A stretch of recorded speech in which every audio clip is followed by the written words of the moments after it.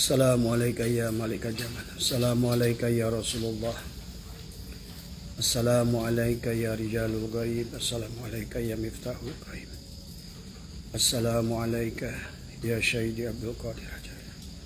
Assalamualaikum Syahiduna wa Mursiduna Syahmal Sahibil Waqat. Assalamualaikum warahmatullahi wabarakatuh. A'udzu billahi minasyaitonir rajim.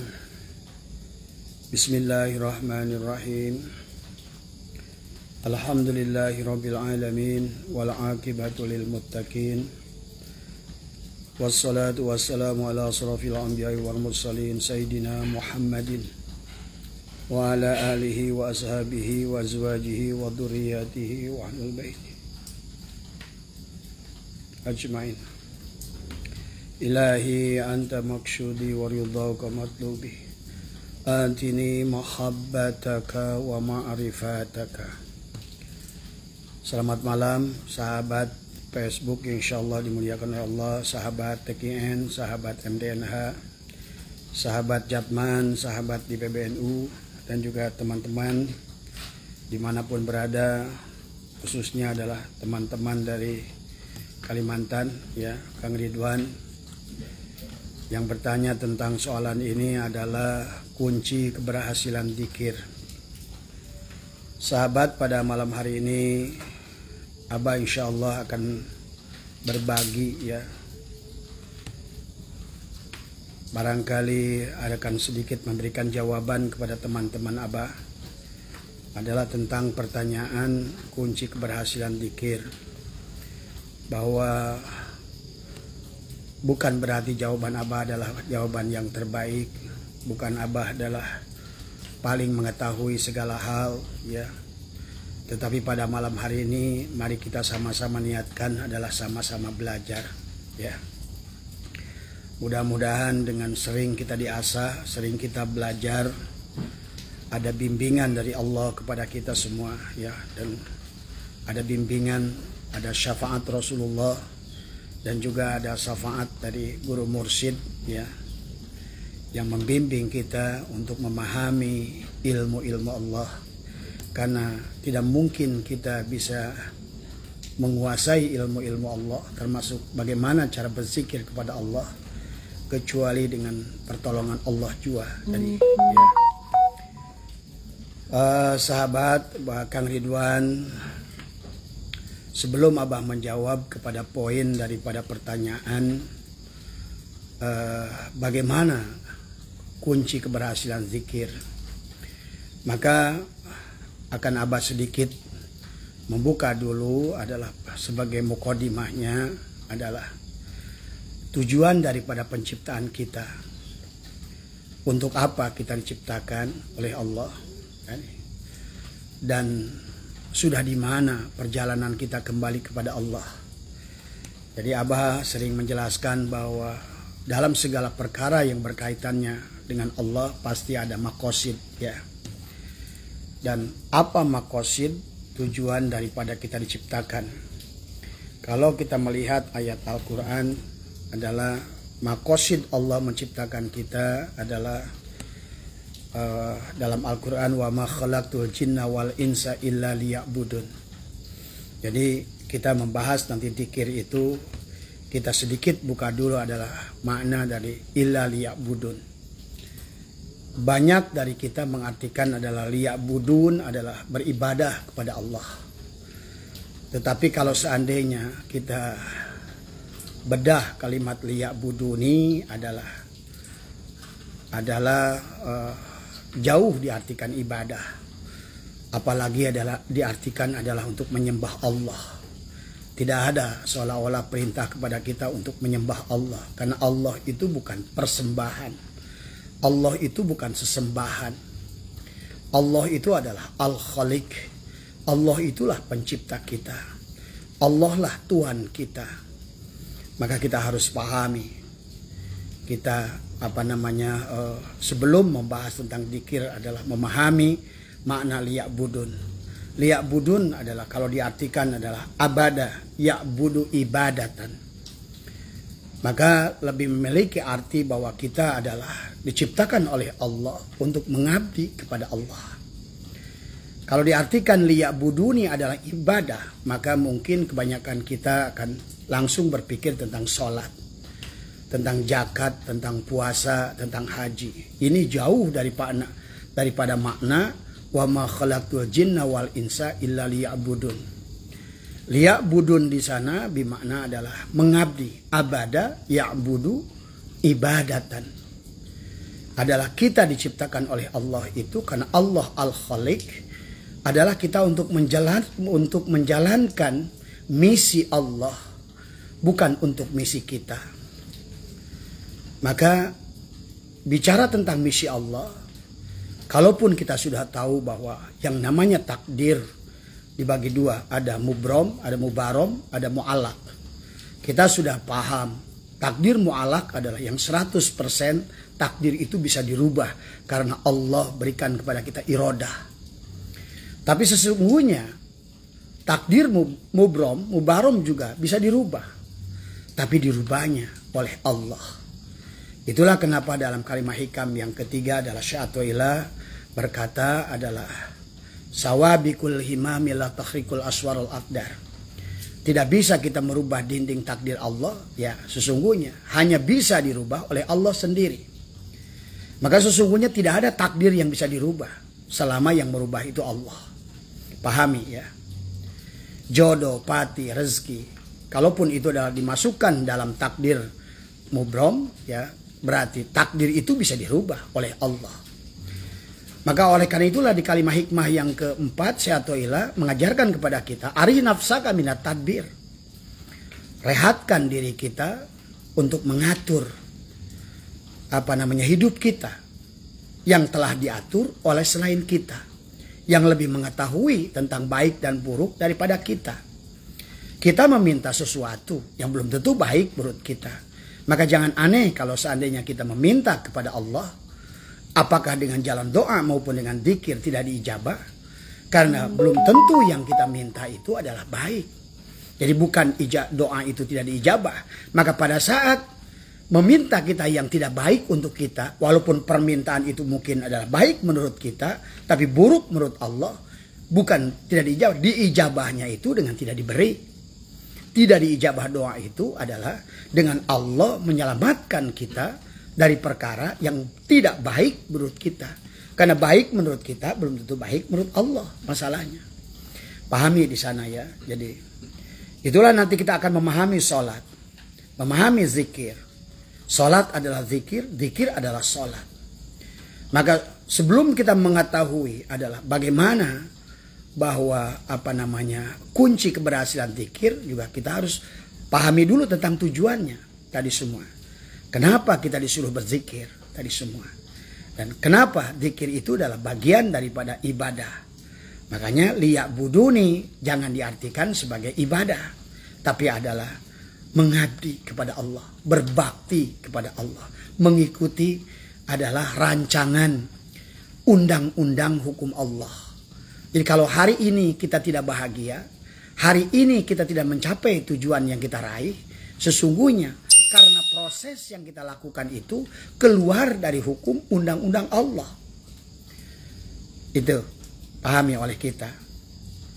Jadi sama saja seperti Anda pusing kepala, tapi Anda minumnya obat stop ceret. Tidak sembuhnya Anda sakit kepala, bukan Allah tidak menyembuhkan penyakit Anda, tetapi adalah kita masih salah mengambil obat tadi semua. Dalam proses hidup kita semuanya adalah obat tadi semua. Maka kita akan menemukan apa yang kita inginkan kalau sejalan dengan hukum Allah. Karena itulah dalam Al-Quran Allah berfirman, tilka sunnatullah. Inilah sunnatullah, tilka sunnatullah walan tajida li sunnatillahi tabdila. Sungguh kita tidak akan bisa merubah takdir Allah kecuali oleh Allah. Maka disinilah kita membutuhkan kepasrahan kepada Allah. Maka itulah liya'buduni.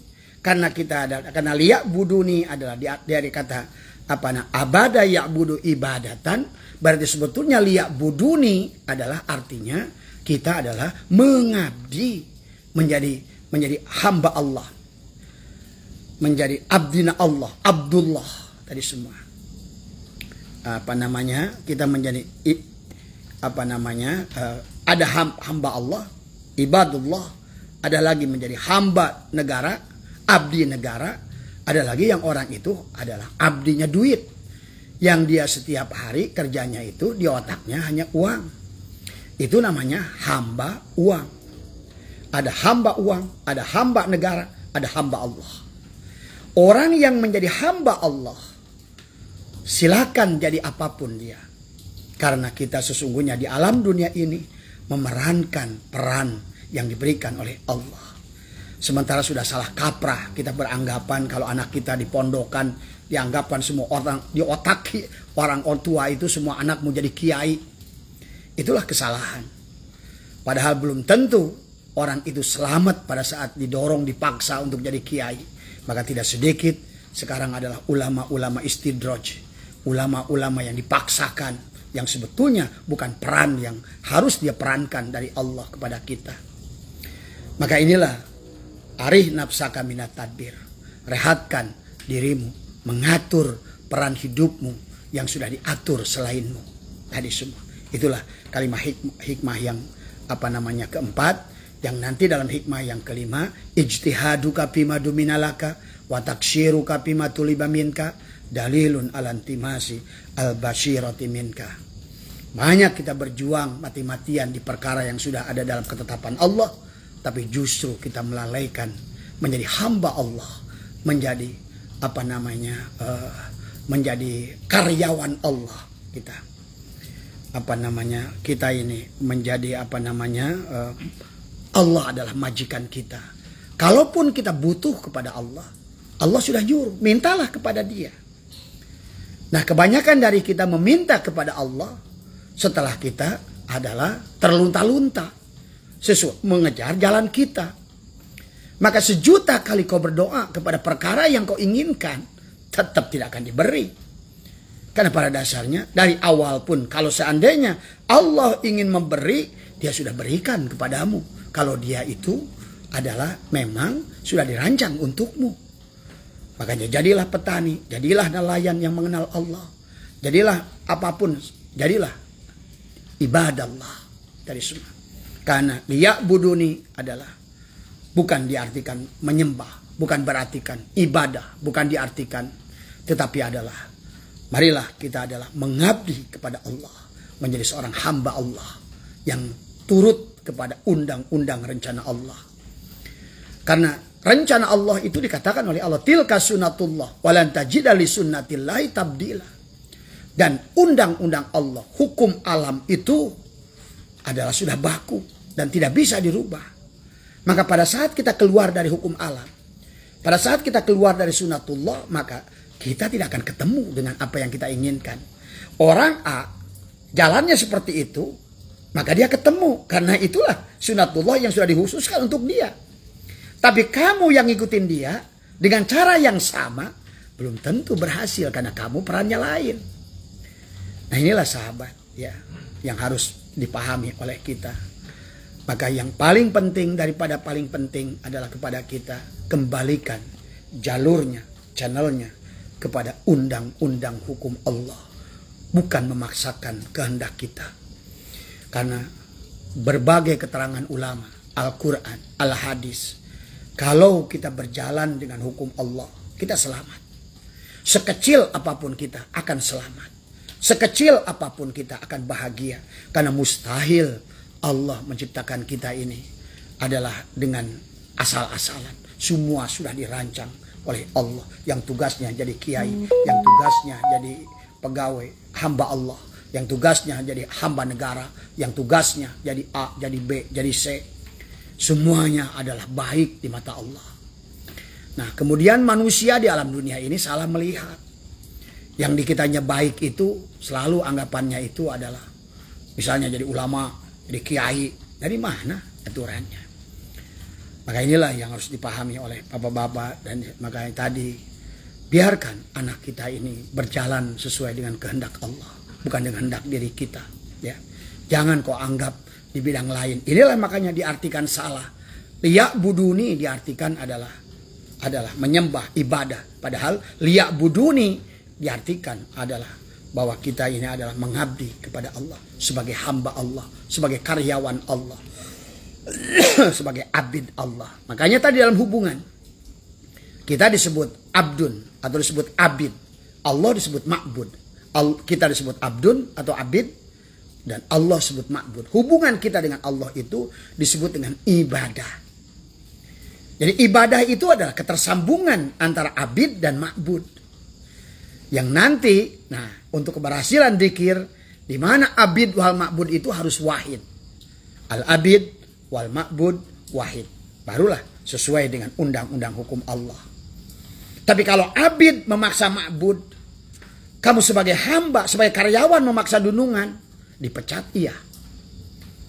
Inilah yang harus dipahami oleh kita. Yang harus, makanya. Nah, kemudian Allah, kita disebut makhluk. Allah disebut khalik. Hubungan makhluk dan khalik itu disebut khalqa. Khalqa itu mufrad. Tetapi jamaknya adalah akhlak. Tadi semua. Jadi akhlak itu bukan akhlak kamu. Maka ada bahasa kata Allah, takhallaku bi akhlakillah. Berakhlaklah kamu dengan akhlak Allah. Sejuta kali kamu ingin dari manusia berakhlak, tapi dengan akhlak yang kau pikirkan, dengan akhlak yang kau ciptakan, tidak akan bisa. Takhallaku bi akhlakillah. Kita makhluk, Allah khalik. Tujuannya adalah khalqa, adalah supaya kita menjadi akhlak. Tadi semua. Kita abid, Allah ma'bud adalah dengan ibadah. Ibadah itu tersambungnya abid wal ma'bud. Maka nanti pada saat Bapak sholat, pada saat Bapak dzikir, tapi bukan justru untuk menyambungkan abid dan ma'bud, maka maksiat namanya. Walaupun Bapak dzikir, walaupun Bapak sholat. Karena justru engkau sholat, ibadah, dzikir untuk mengatur Allah. Kau paksa Allah menuruti kehendakmu. Inilah kebodohan kepada kita, ya, kebanyakan daripada manusia. Maka pahami bahwa dalam hubungan kita dengan Allah itu adalah harus kita pahami tadi semua. Maka nanti adalah as-salat itu adalah ad-dzikr tadi semua. Salat itu perintahnya adalah selalu dengan zikir. Makanya kenapa Allah perintahkan setiap kita habis ibadah. Contohnya dalam Al-Quran Allah mengatakan untuk perkara ibadah haji saja. Faida qadaitum manasikakum fadhkurullah. Kita disuruh ingat kepada Allah dalam haji itu. Tapi syaratnya adalah arafu, adalah waqafa di Arafah itu. Renungkan siapa dirimu. Barulah engkau akan setelah kau kenal, setelah kau berliko, barulah engkau akan ngerti. Fadhkurullah. Tadi semua. Kemudian juga faida qadatimus salat fadhkurullah. Setelah selesai melaksanakan salat, dzikirlah. Jadi fadhkurullah qiyaman wa qu'udan wa ala junubihim.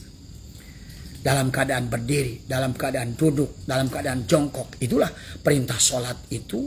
Makanya tadi kalau sholat diartikan ibadah, maka sholat itu kok diatur hanya yang 5 waktu itu. Sehingga selama sholat kita laksanakan. Tapi habis sholat kembali lagi kita terputus dengan Allah. Bahkan tidak sedikit orang yang sholat karena nggak ngerti arti liya'budun, itu malah dalam sholat pun tetap pirok dengan Allah. Padahal abid disambungkan dengan ma'bud itu menjadi ibadah kalau seandainya al-abid wal ma'bud adalah wahid, menyatu. Dia pahami tadi semua, ya. Termasuk dzikir tadi semua. Karena sholat ya dzikir ya sholat tadi semua. Nah, adapun dalam sholat sama dengan syarat dalam dzikir, maka ada wudu'in tamim, wudu yang sempurna. Karena sholat itu menyambungkan kita kepada Allah, dzikir juga menyambungkan kita dengan Allah. Sementara wudu, kita ada syaratnya sholat harus wudu, syaratnya dzikir harus wudu, karena wudu itu adalah memisahkan kita dari selain Allah. Jadi artinya wudu itu memisahkan. Maka nanti ada wudhu secara dohir, ada wudhu secara batin. Wudhu secara dohir ada memisahkan diri kita dari najis. Supaya kita ada nanti bisa melaksanakan wudhu batin. Adalah terpisahnya selain Allah dari Allah tadi semua. Makanya nanti siapa yang sholat, siapa yang zikir, nah ini kuncinya, keberhasilannya. Kalau yang sholat itu adalah kamu, gagal. Yang zikir itu kamu, gagal. Pahami? Karena al-abid wal ma'bud wahid.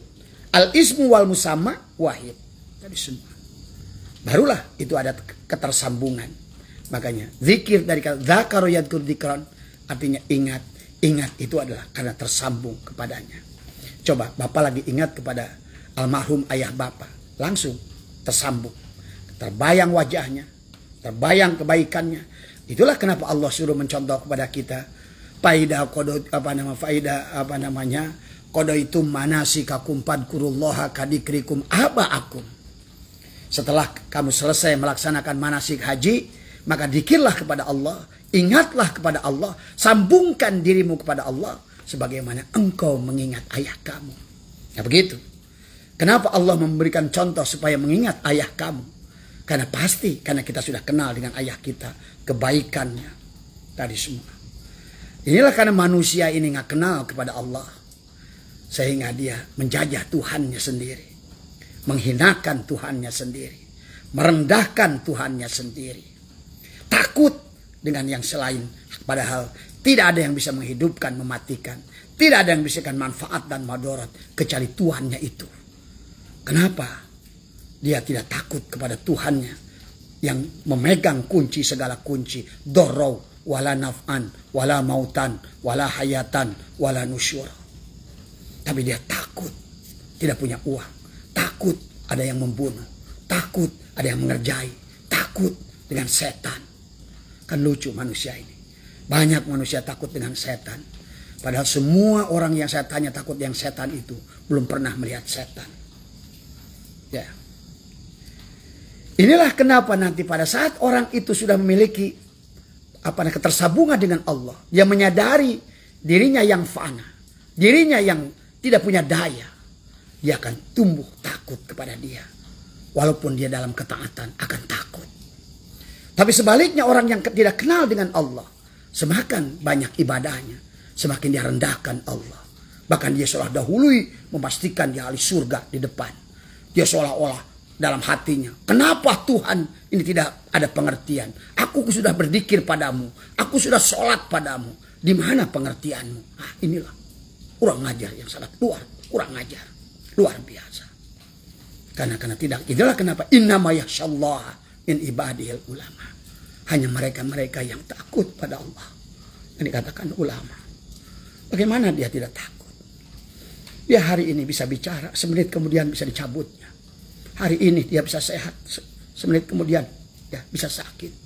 Hari ini dia selamat, berjalan dia ke depan, tertabrak mobil, takut karena semuanya ada kendali di tangannya. Inilah yang harus kita fahami. Makanya kalau sholat itu, zikir itu menyambungkan kita dengan Allah. Tadi semua. Dan wudhu itu adalah sebaliknya. Memisahkan kita dengan seolah-olah nafikan. Makanya seolah-olah wudhu itu nafi dan sholat itu isbat. Wudhu itu nafi dan dzikir itu isbat. Nafikan yang selain Allah. Makanya kenapa di dalam dalil itu hasbi rabbi jalallah ma fi qalbi ghairullah nur Muhammad sallallahu la ilaha illallah hasbi rabbi janallah ma fi qalbi ghairullah. Itulah ma fi qalbi ghairullah. Itulah wudhu. Wudhu itu memisahkan dirimu dari selain Allah. Dari semua. Ma fi qalbi ghairullah. Nur Muhammad sallallahu la ilaha illallah. Pahami ya sahabat. Jadi wudhu itu adalah nabi. Salat itu isbat. Wudhu itu nafi. Dzikir itu adalah isbat. Makanya nanti pada saat kita membahas konsep bagaimana kunci keberhasilan dzikir, setelah Bapak memahami siapa yang berzikir, siapa yang sholat. Contoh di dalam sholat, ya. Di dalam sholat itu baginda Nabi pernah ditegur oleh Allah. Ya Muhammad, berhentilah kamu merasa sholat. Anna rabbaka usalli. Akulah Tuhanmu yang sholat. Tadi semua.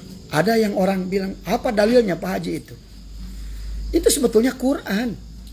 Tapi Nabi berkata, dari Allah berfirman kepada Nabi lewat hadis qudsi. Di dalam Al-Quran, wa ma romaita id romaita. Walakin Allah roma. Ya Muhammad, siapa yang melempar pasir itu? Kata Nabi Muhammad, aku. Kata Allah, la, akulah yang melempar pasir. Kalau seandainya kita dikatir, siapakah yang sholat itu Muhammad? Kalau Muhammad bilang, aku. Maka Allah berkata, la Muhammad. Maka kata Allah pada Nabi Muhammad, ya Muhammad, ana rabbaka usalli. Akulah Allah yang sholat. Maka termasuk dalam dzikir, ya. Dalam dzikir, pahami, ya. Maka di dalam Al-Quran, kenapa kita harus berzikir? Setelah pahami dulu ini tadi semua, ya. Makanya di dalam dzikir itu di dalam Al-Quran, ya.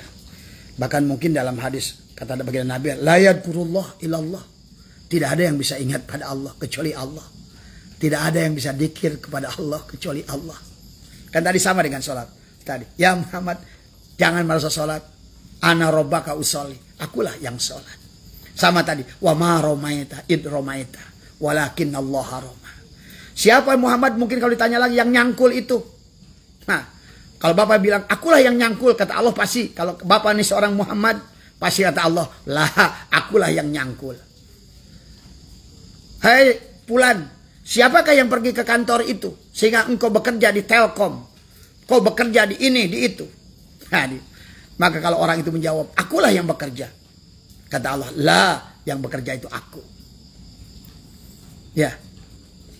Inilah makanya nanti kita harus mengerti bahwa tujuan kita diciptakan itu bukan untuk mengatur Allah, untuk mengikuti keinginan kita. Justru kita ingin melaksanakan apa yang menjadikan rancangan Allah pada diri kita. Semua manusia di dunia ini nomor satu semuanya. Nggak ada nomor dua. Allah telah menjadikan manusia ini nomor satu semuanya. Coba Bapak pahami sejak kita diciptakan. Dari nutfah yang dipancarkan itu miliaran sperma itu. Sel telur, sel sperma itu. Nutfah Bapak itu. Tapi yang jadi adalah menjadi kita. Maka seluruh manusia ini di dunia ini adalah semuanya nomor satu. Tidak ada nomor dua. Tadi semua. Atau semuanya hanya satu-satunya diciptakan oleh Allah. Sebanyak manusia diciptakan. Kamulah satu-satunya. Dan setiap diri kamu diciptakan oleh Allah dalam keadaan luar biasa istimewa. Nah inilah. Bapak menjadi tidak bahagia karena tidak mengerti tujuan Allah menciptakan kita. Ada yang jadikan ahli masak, ada yang menjadikan ahli ini, menjadikan ahli garment, ada yang dialihkan ahli komunikasi, dialihkan ahli matematika, alihkan ahli fisika, ahli kimia, alihkan ahli geologi, dijadikan ahli segala apa yang ditakdirkan oleh Allah untuk dirimu. Maka berhentilah kita hidup dari sok tahu untuk mengatur hidup kita. Itulah Syaitan yang berkatakan, arih nafsaka minat tadbir. Rehatkan dirimu dari ikut campur, mengatur urusan yang sudah diatur. Bapak dan Ibu tidak bahagia hari ini karena kita sok tahu. Kita bukan berjalan di dalam hukum sunatullah. Hukum sunatullah itu terus ada. Pada saat Bapak tidak menemukannya, Bapak keluar dari koridor hukum sunatullah itu. Dari semua. Ya. Badan ini harusnya sehat dari Allah. kita keluar dari sunatullah, tiba-tiba sakit. Sakit itu bukan dari Allah. Tapi Allah menjamin akan menyembuhkan sakit yang kau buat sendiri. Kita keluar dari hukum Allah. Tapi untuk menyembuhkan pun ada tetap. Nggak bisa sakit kepala itu dengan obat sakit perut atau dengan salep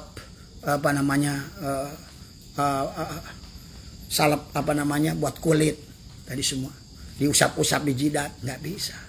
Karena ada sunatullahnya tadi semua. Makanya hebatlah orang-orang farmasi itu menemukan sunatullah. Nah itulah hebatnya mereka. Maka karena kita diciptakan oleh Allah menjadi manusia yang luar biasa. Kenapa kita ini menjadi sebaliknya, menjadi manusia yang mencedel di alam dunia ini.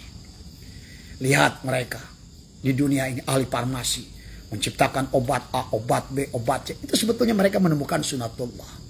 Thomas Alva Edison menemukan listrik, Cartwright menemukan pesawat terbang, Alfred Nobel, Alfred Dinamit, tadi semua. Hawking, Einstein, tadi Archimedes, tadi semua. Mereka menemukan Kepler, semua menemukan sunatullah. Ditemukan oleh siapapun di alam dunia ini. Manfaatlah. Semua. Ahli tenun, ahli pemintalan, ahli pesawat terbang, ahli kendaraan, ahli telekomunikasi, ahli geologi, semua. Ya, itulah orang-orang hebat sebetulnya. Kita sudah mudah saja mengatakan mereka kafir. Mereka sudah berbuat di alam dunia ini. Karena memang di alam dunia ini mereka memerankan peran yang diberikan Tuhan kepada mereka. Kita adalah hanya sebatas kalau ibarat pemain bola itu komentator, terus nyalakan orang lain. Ya, justru tidak menyalahkan diri sendiri. Tadi semua. Ya, maka karena kita ini ingin bicarakan untuk mengenal tentang siapa yang sholat dan siapa yang dzikir. Karena tadi, maka Allah sudah memberikan guidance kepada kita. Siapa yang sholat itu? Siapa yang dzikir itu? Kata Allah, ana Allah. La ilaha illa ana. Tuh. Jadi kalau orang masih dzikir la ilaha illallah, masih dzikirnya la ilaha illa huwa, la ilaha illa anta, sebelum la ilaha illa ana. Artinya apa? Bapak harus mati sejeroning urif. Napikan dirimu, isbatkan pada Allah. Pada saat ini udah mulai Abah membahas tentang kunci keberhasilan dzikir. Dzikir itu berhasil selama yang dzikir itu bukan kamu. Sholat itu khusyuk selama yang sholat itu bukan kamu. Karena Allah berkata dalam surat Toha, maka perintah sholat ini sudah datang pada Nabi Musa alaihissalam. Ana Allah, la ilaha illa ana, fa'budni, aqimis sholat li dzikri. Sholatlah kamu dan dzikirlah kamu. Tuh. Berarti dikatakan tadi, ana rabbaka usolli, akulah Muhammad yang sholat.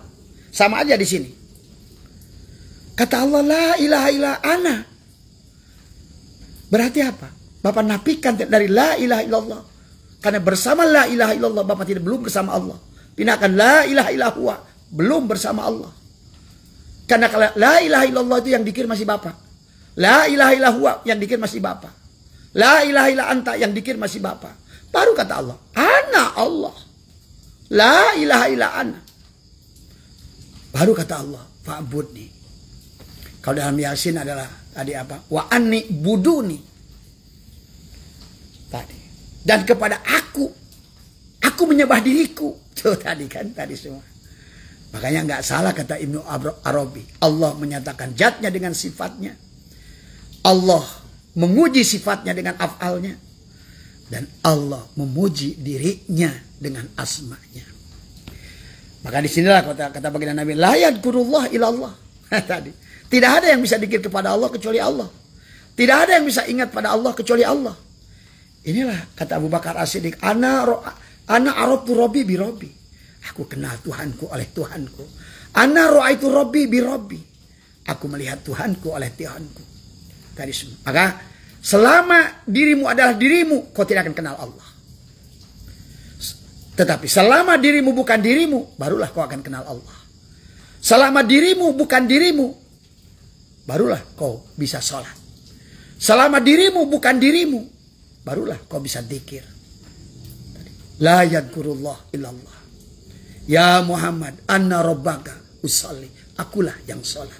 Wa ma romaita id romaita walakin Allah aroma. Aku yang melempar pasir itu Muhammad. Nah, ini pelajaran kepada kita sahabat tadi semua. Kan tadi pertanyaan Kang Ridwan, bagaimana konsep?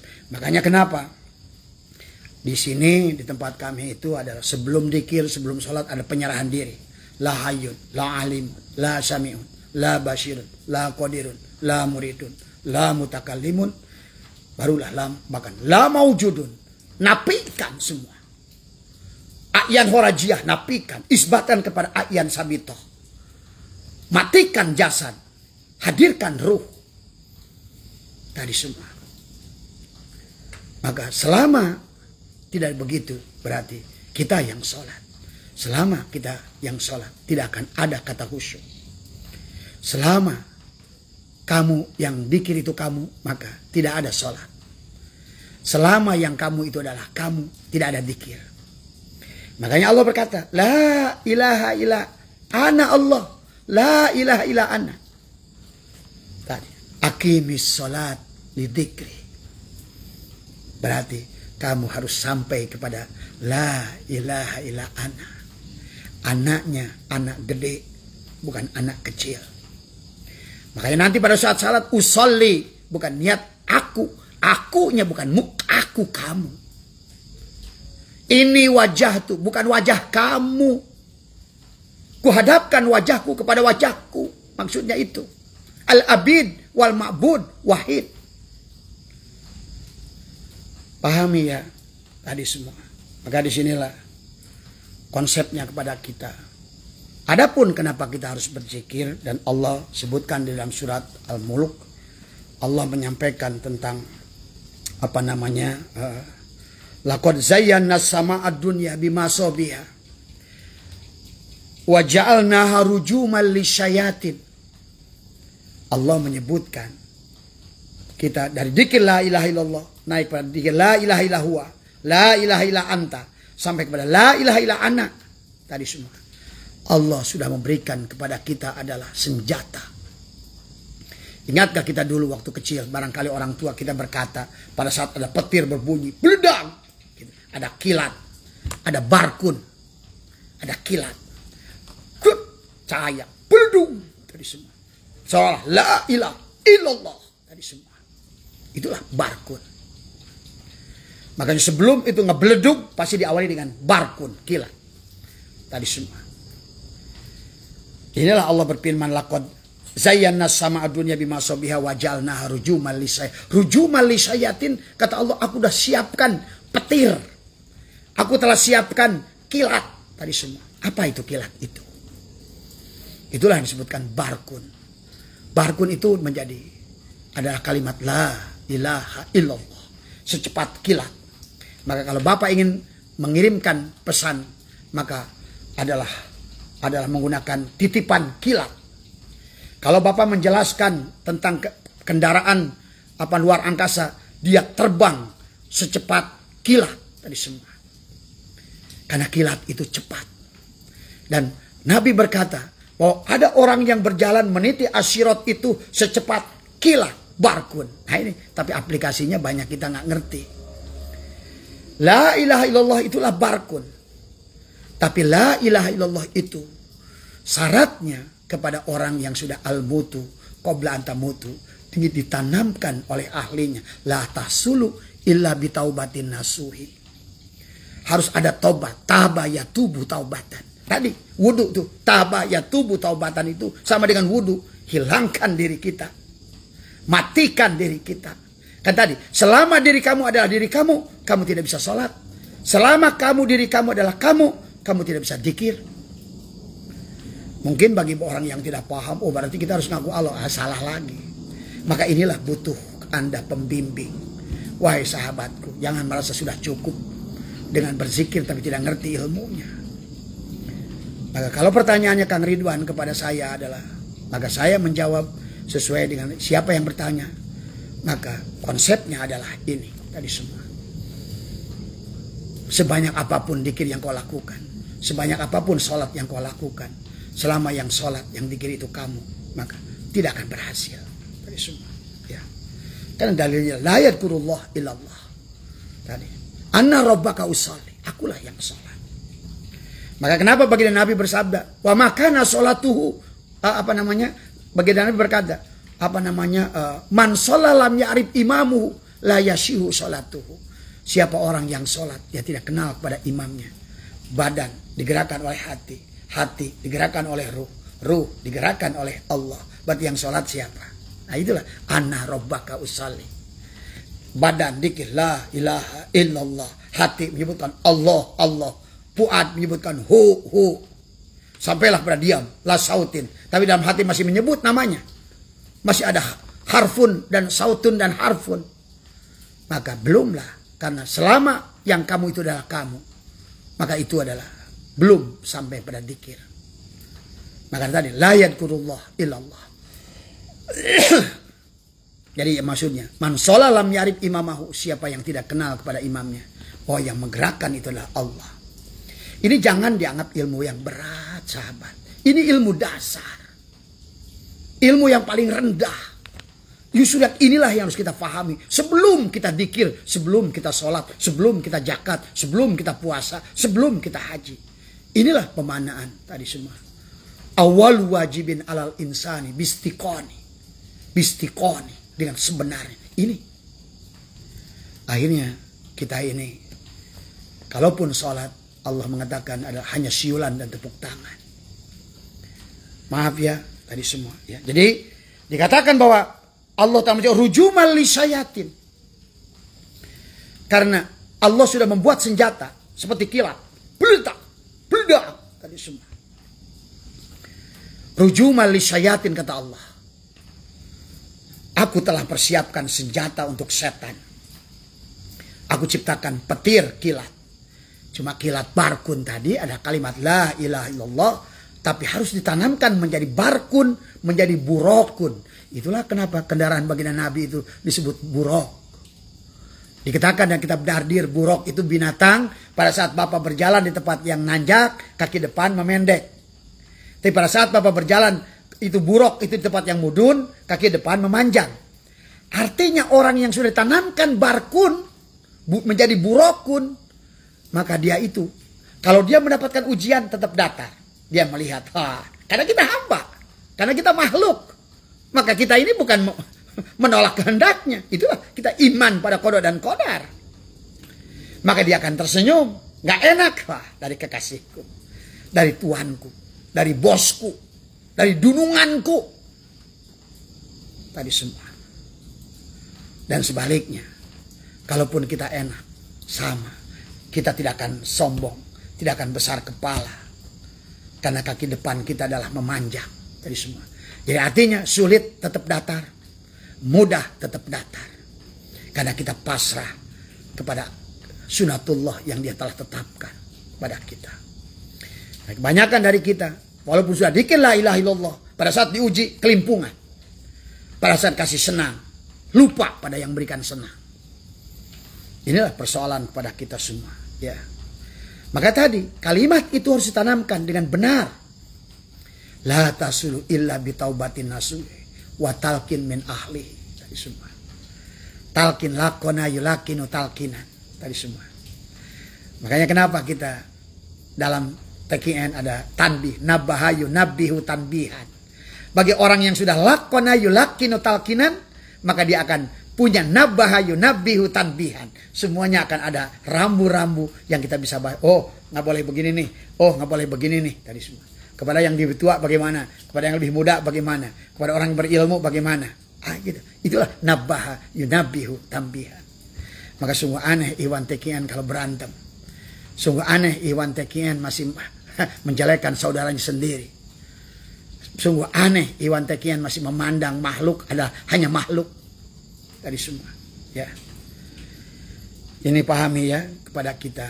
Jadi setelah Allah berkata bahwa aku katakan waja'alna harujumal lisyayatin, kilat tadi adalah beledug senjata. Maka dalam kitab Tanwirul Qulub Syekh Amin Quli menulis idza dzakarullah An-nasu pasor asyaitin. Ketika seorang manusia itu berzikir kepada Allah, kata adalah pasor asyayatin. Ketika itu setan-setan itu pada kaget melihat orang-orang yang kesurupan manusia. Kalau kebanyakan biasanya adalah manusia kesurupan setan, tapi bagi ahli dzikir itu membuat di kalangan kaum iblis, setan, dedemit, jin itu kelimpungan dia. Sampai dia ditanya oleh bosnya setan tadi, gurunya setan, kud tadi, masyahul insu tadi semua. Kenapa kamu sampai kamu kelimpungan kayak begitu tadi semua? Sampai menjerit-jerit kamu pada saat kita la ilaha illallah. Tapi itu kalau dikirnya sudah tadi benar. Tadi la yadkurullah illallah. Tapi kalau yang dikirnya Bapak, setan ikut joget semua. Kata setan, ketipu, kamu ketipu, kamu ketipu. Ini tadi, tidak sedikit orang yang berzikir merasa sudah soleh. Tidak sedikit orang yang sudah berzikir tadi, sudah merasa berzikir la ilaha illallah dakhalal jannah. Itu ketipu. Kalau masih berpikir ke situ adalah ketipu. Tadi, maka zikirnya itu tidak membuat setan sakit. Padahal ada dikata idza dzakarullaha an-nasu pasor asyayatin. Membuat setan itu kejang-kejang. Membuat iblis kayak tadi. Dia katakan wajalna harujumal lisyayatin.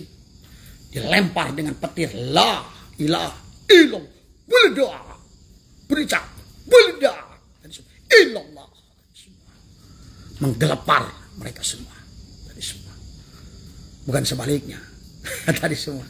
Malah setannya joget-joget. Tadi. Teka rasa. Cina gitu. Cek setan. Ngalelewe semua ya. Pak dikatakan kud masyahul insu tadi semua. Aku kalau tadi biasanya keusap setan, ini keusap dia lemah. Setan itu maka takut. Makanya Umar bin Khattab pada saat sedang berzikir, jin yang ada di Jarwal, jaraknya sekian kilometer. Tadi jin yang ada di Mina, di Arafah, di Muzdalifah, Umar dzikir di Masjidil Haram. Itu setan 10 km sudah berbelok arah. Hei, takut itu lihat suara Umar seperti petir menggelegar. Nah, makanya kalau tadi Kang Ridwan tanya tentang konsep keberhasilan zikir yang ditulis oleh Guru Agung Pangarsa Abah di dalam kitab Miftahus Sudur, yang Pangarsa Abah mengambil dari kitab Syirul Asrar, adalah menjelaskan setidaknya ada 3. Setelah memahami yang tadi dulu. Tadi la yadkurullah illallah. Tadi semua. Barulah kita pahami. Inilah makanya dikatakan oleh Pangarsa Abah adalah syarat utama adalah dorbin syadid. Tadi semua adalah dengan hentakan yang keras. Sebagaimana tadi adalah ada wajalna harujumal lisyayatin, dilempar dengan kilat, dengan petir. Tadi meledak. Tadi rujumal lisyayatin la ilaha illallah. Tadi semua. Jadi adalah dorbin syadid adalah dengan hentakan tadi semua. Di mana dihentakannya? La ilaha adalah nafi, illallah adalah isbatkan. Jadi semua. Di kalimat itulah dihentakkan oleh kita. Bersamaan syaratnya bahwa yang dzikir itu adalah bukan kamu. Tadi semua. Ya. Tadi semua. Kemudian dikatakan sautin qawi adalah dengan suara yang keras. Tadi semua. Karena petir itu disesuaikan dengan jenis iblisnya. Maka kalau Bapak dengar petir, maka petir itu juga suaranya beda-beda. Ada yang gluduk dur, beres. Tadi. Tapi kalau seandainya sudah beledok tadi semua. Sampai kelihatan, sampai ada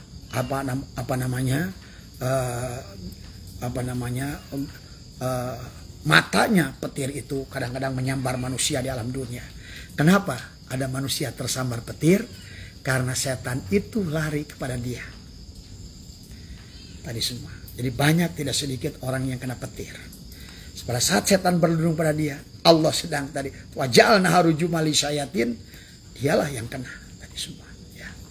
Maka luar biasa. Maka sautin qawi yang ketiga adalah wudu'in tamin, dengan wudu yang sempurna. Nah, wudu yang sempurna itu apa? Abah katakan tadi, wudu yang sempurna itu bukan bagus 7 air mutlaknya. Kan tadi ada mensuci secara hisi, ada mencuri bersuci secara syirri. Ada wudu dohir, ada wudu batin. Wudu batin akan terjadi setelah wudu dohir. Tapi wudu dohir hanya akan berlanjut. Karena wudu dohir itu tidak bisa untuk menafikan tadi bahwa kemusyrikan. Karena wudu dohir itu hanya membersihkan najis tadi semua yang hisi. Tapi kalau seandainya najis itu kita sucikan dengan wudu dohir, tapi kita tidak dengan wudu batin tadi semua, maka wudu batin itu boleh diartikan juga adalah talqin tadi semua, atau al-mutu qabla an tamutu, mematikan diri kita. Karena kalau selama yang dikir itu adalah, kalau kamu itu adalah kamu, maka kamu belum dikir. Kalau yang dalam sholat, kalau yang sholat itu adalah kalau kamu adalah kamu, juga belum sholat tadi semua. Maka inilah wudu batin itu adalah menafikan diri kita tadi. Hasbi Rabbi jalallah ma fi qalbi ghairullah Nur Muhammad sallallahu la ilaha illallah. Ini sahabat ya, dari semua. Itulah kenapa dalam wudu itu ada wudu intamit. Wudu yang sempurna maksud pengersa Abah dalam Miftahul Syudur. Wudu yang sempurna menurut Tuan Abdul Qadir dalam Sirrul Asrar adalah bukan benar cara mencuci tangan dohirnya ini. Tadi semua justru di wudu batinnya adalah menafikan dirimu. Maka wudu itu adalah nafi, sholat itu adalah isbat.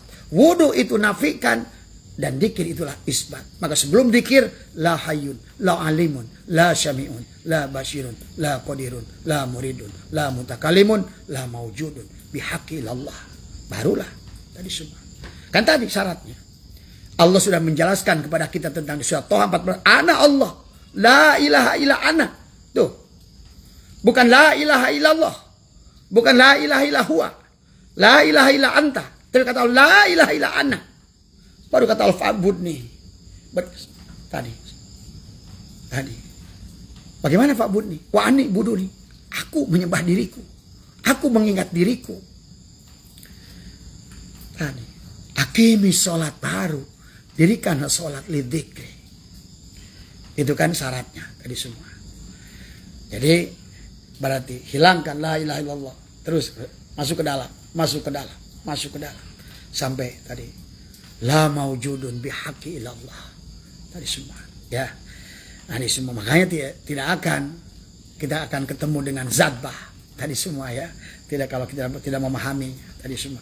Tidak akan mengalami kenikmatan yang luar biasa. Zauq yang luar biasa. Menyelimuti seluruh kulit dan daging. Dalam, luar. Tadi semua. Liputi semuanya diri kita. Pada saat dia sudah meliputi diri kita, baru kau bisa merasakan betapa nikmatnya bersamanya. Tadi semua. Ya. Setelah itulah kau akan lupa kepada selain diri. Tadi semua. Ya. Pahami oleh kita sahabat ya. Nah inilah 3 syarat kepada kita untuk keberhasilan dzikir itu adalah pertama dengan hentakan dzikir dorbin syadid, syautin qawi adalah dengan suara yang keras. Yang ketiga wudu intamin, tapi wudunya tadi adalah bukan wudu hanya sebatas membersihkan, memisahkan diri kita dari najis, tapi memisahkan kita dari selain Allah. Itu yang utama.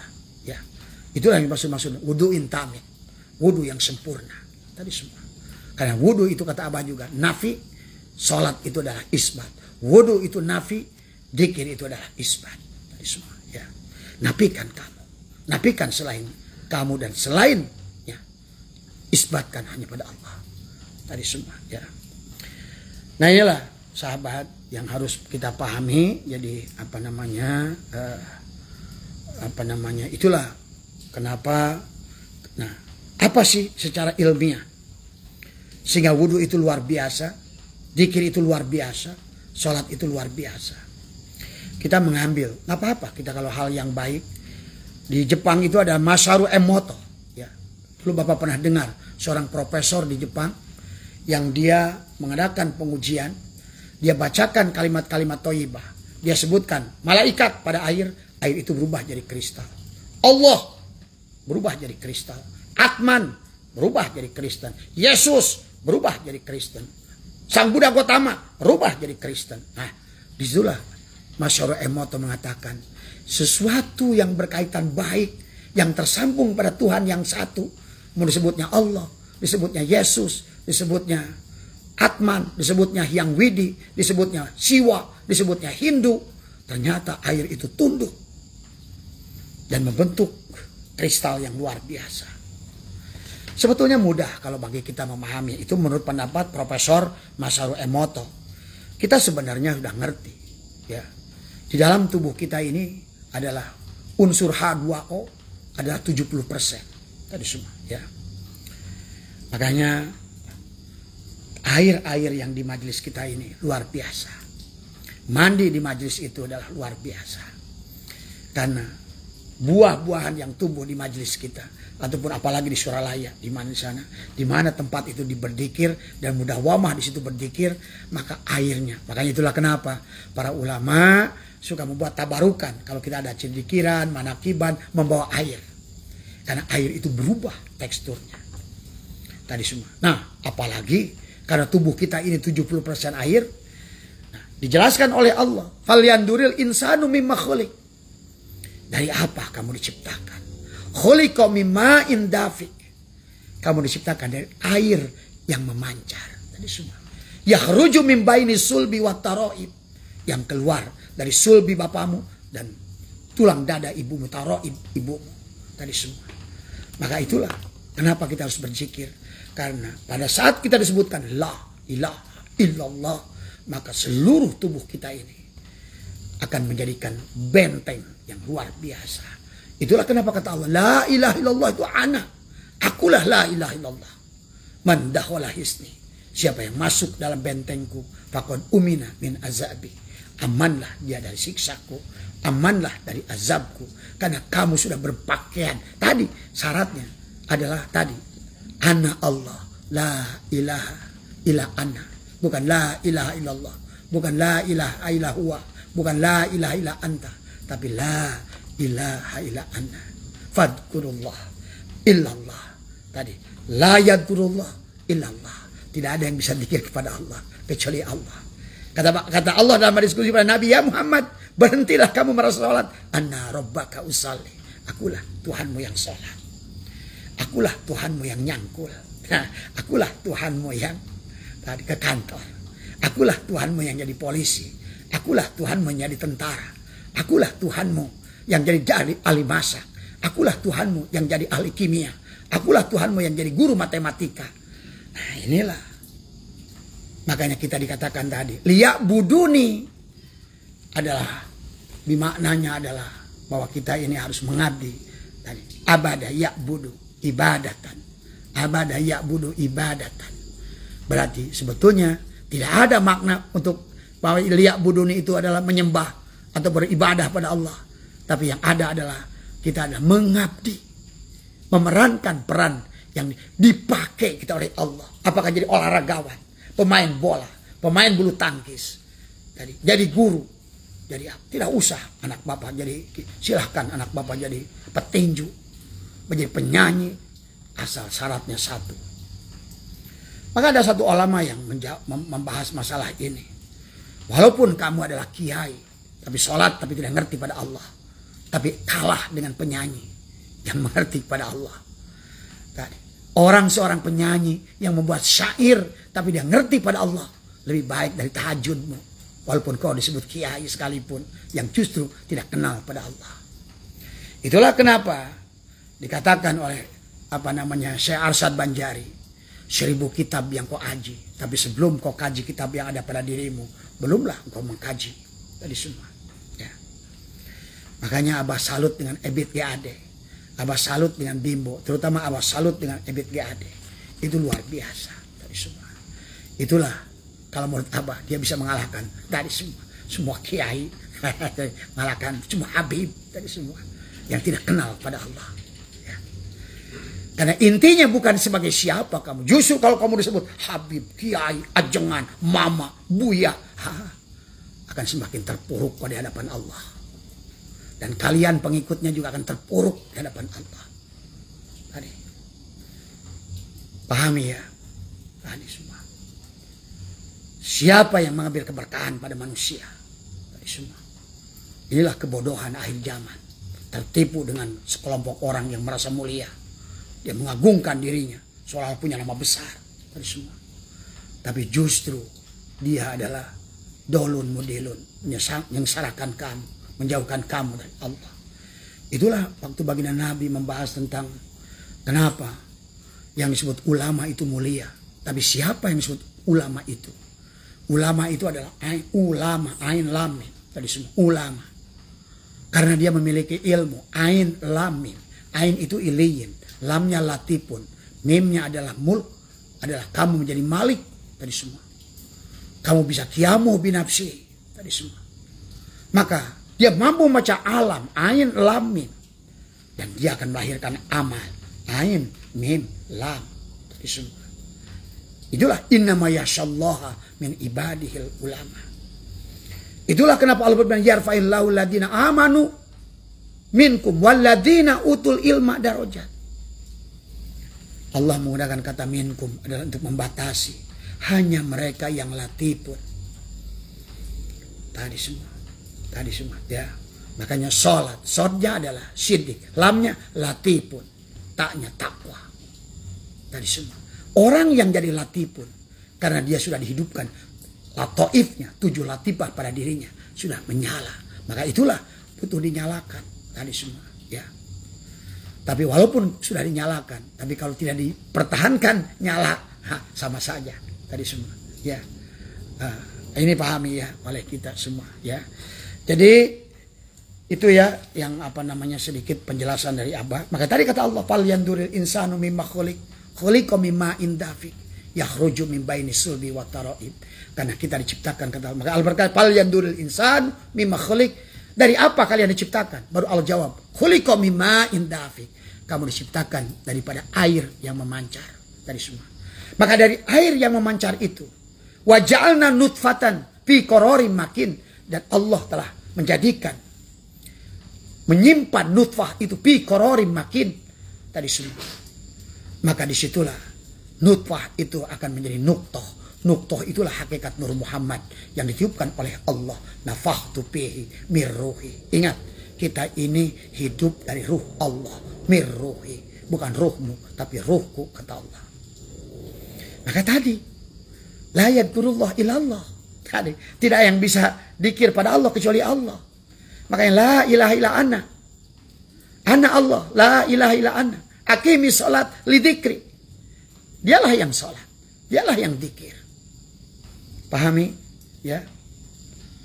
Karena kalau seandainya kita pahami, makanya dari nutfah tadi menjadi nuktoh Nur Muhammad. Dari nutfah dari nuktoh menjadi alaqoh adalah Ahmad. Dari alaqoh menjadi mudgoh adalah Muhammad. Di situ tiupkan nafakhtu fihi mir ruhi. Aku tiapkan ruhku. Ruh itu apa? Nafas. Makanya betapa pentingnya memahami nafas ini semua. Itulah baginda Nabi bersabda, man akhraja nafasin bi ghairi lidzikrillah. Barang siapa yang keluar masuknya napas tanpa dia ingat pada Tuhan, pada Allah. Bahwal mayyit, yaitu mayit adalah mislul hayawan, seumpama bangkai binatang. Dunal bakoroh, tapi bukan bangkai sapi. Bangkai sapi itu terlalu mulia. Fahiyah kal hincir. Bangkainya, udah bangkai kata Nabi, adalah bangkainya. Adalah bangkai babi. Tadi semua. Kalaupun dia melihat, man nadhara kulla syai'in. Tadi, malam yarallahu fihi, bahwa batil. Dosalah penglihatannya. Dosalah penciumannya. Dosalah kalamnya. Dosalah tadi semua. Itulah kenapa Abah bilang tadi. Sebelum supaya sampai kepada la ilaha illa ana. Maka nafikan dirimu. Dengan la hayyun, la alimun, la sami'un, la basirun, la qadirun, la muridun, la mutakallimun, la maujudun bihaqilallah. Ini Abah dulu sudah ajarkan berapa tahun di majelis ini. Dan Abah alhamdulillah dikasih izin oleh Allah. Setiap orang itu mengucapkan itu. ternyata latifahnya berubah warna. Berarti ucapan itu bukan hanya ucapan. Ucapan itu diikuti dengan hal yang tidak kalian pahami. Ya tadi semua. Syukur kalau kalian memahami. Kalau tidak bisa memahami, minimal lakukan saja penyerahan tadi semua ya. Makanya setelah ruh itu ditiupkan, faida sawaitu wa nafakhtu fihi min ruhi 4 bulan, maka sehari setelah ditiupkan, ruh itu sudah berzikir Allah, Allah. Setelah 7 hari, ruh itu berzikir adalah hak, hak, hak. Setelah 40 hari, ruh itu berzikir subhanallah, subhanallah. Tadi semua. Ya. Kemudian setelah dia 3 bulan, ruh itu berzikir adalah alhamdulillah. Setelah 3 bulan dia berzikir alhamdulillah. Setelah 7 bulan dia berzikir Allahu Akbar. Nah, itulah kenapa dalam sholat nanti dijelaskan tentang Allahu Akbar. Siapa yang benar dalam takbirnya dalam sholat itu. Setelah tadi wudu intamin, wudu yang sempurna, setelah engkau napikan dirimu, setelah kau matikan dirimu, setelah kau hilangkan tadi. Jangan sampai wujud kadan bun. Jangan sampai wujudmu menjadi penghalang. La hijabaka illa biwujudika. Tidak ada lagi hijab penghalang bagi dirimu kecuali wujud dirimu. Itu semua ya. Maka inilah nanti pada saat 7 bulan dia berzikir Allahu Akbar. 9 bulan disitulah Allah kasih kepada kita zikir. Allah itu berzikirnya la ilaha illallah. Yang tujuannya nanti pada saat kita sudah mengerti, zikirnya bukan lagi la ilaha illallah, tapi la ilaha illa ana. Tadi semua. Ana. Ananya bukan kamu. Oh kalau gitu kamu ngaku Allah. Nggak ada yang ngaku Allah. Emang kenyataannya sesungguhnya kita tidak ada. Yang ada hanya Allah. Maka pemahaman orang yang sudah ma'rifat pada Allah. Melihat semua ini adalah hanya melihat Allah. Tapi sempurna pada diri kita. Maka la ilaha illa ana itu bukan berarti kita ngaku Allah. Justru adalah tadi. Makanya kenapa? Orang yang sampai pada la ilaha illa ana sudah sampai la sautin, la harfin. Tidak ada suara dan huruf. Ya. Pahami ya oleh kita. Jadi inilah pelajaran yang barangkali Kang Ridwan ada manfaatnya tadi semua, khususnya buat abah pribadi dan umumnya teman-teman yang sedang nobar tadi semua. Mohon maaf kemarin malam minggu tidak di live kan karena lebih kepada ilmu pendalaman hakikat ya.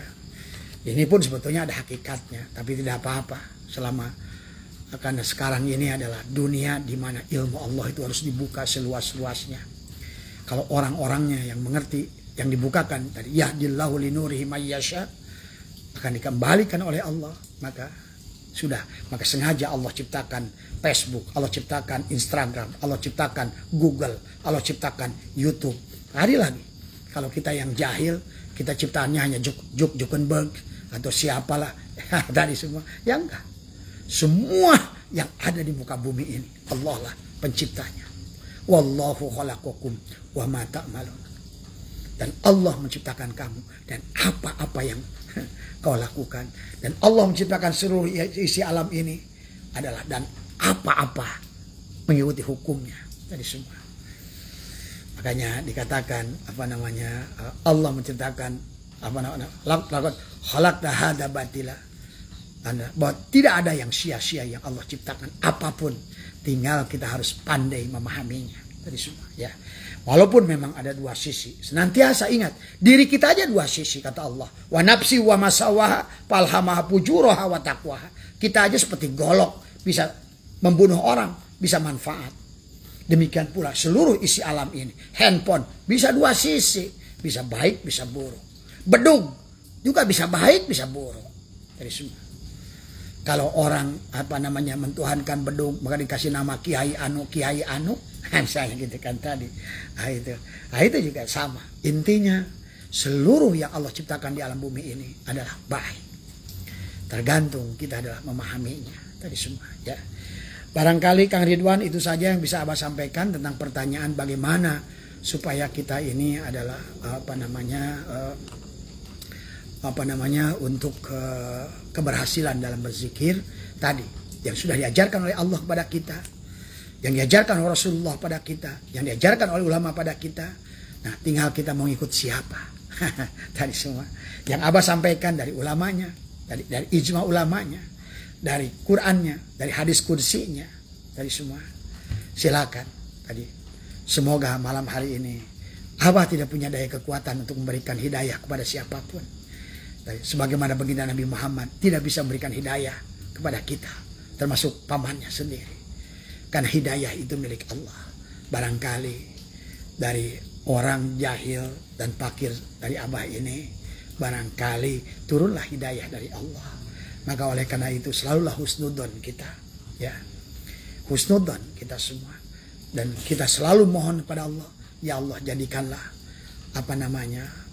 apapun halnya yang pada saat kita membahas tentang keagungan dan kebenaran Allah, maka selalu semoga menjadikan wasilah, turunnya wasilah dari Allah kepada kita, ya. Itu saja yang bisa Abah sampaikan. Mohon maaf atas kekurangan. Yang bicara tidak lebih baik, tidak lebih soleh, tidak lebih mulia, bahkan barangkali lebih hina daripada yang mendengarkan, lebih bodoh dari yang mendengarkan. Karena Abah adalah yang ditanya, Abah menjawab. Cuma sekali lagi, jawaban Abah bukan yang terbaik, karena yang maha mengetahui hanya Allah. Dan Abah pun ini bukan bicara atas nama Haji Asep, bukan hanya kalam Haji Asep, tapi adalah sudah Abah leburkan kepada kalamnya tadi semua. Semoga kalau ini adalah kalamnya, mudah-mudahan bisa menjadikan manfaat bagi yang dipakai kalamnya untuk ngomong maupun yang dipakai telinganya untuk mendengarkan tadi semua, ya. Mohon maaf atas kurangan. Wallahul muwaffiq ila aqwamit thoriq wa afu minkum. Assalamualaikum warahmatullahi wabarakatuh. Ayo bareng. Hasbi Rabbi Jalallah ma fi qalbi ghairullah Nur Muhammad sallallahu la ilaha illallah.